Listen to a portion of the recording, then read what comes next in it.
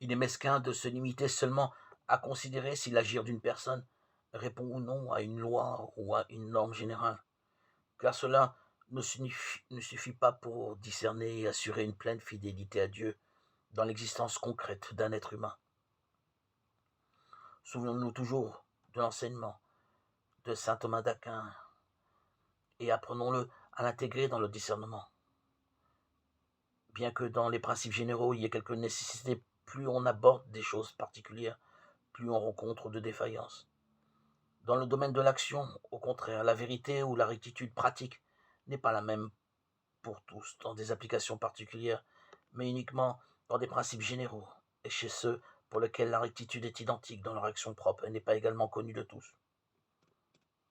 Plus on entre dans les détails, plus les exceptions se multiplient. Certes, les normes générales présentent un bien qu'on ne doit jamais ignorer ni négliger, mais dans leur formulation, elles ne peuvent pas embrasser dans l'absolu toutes les situations particulières.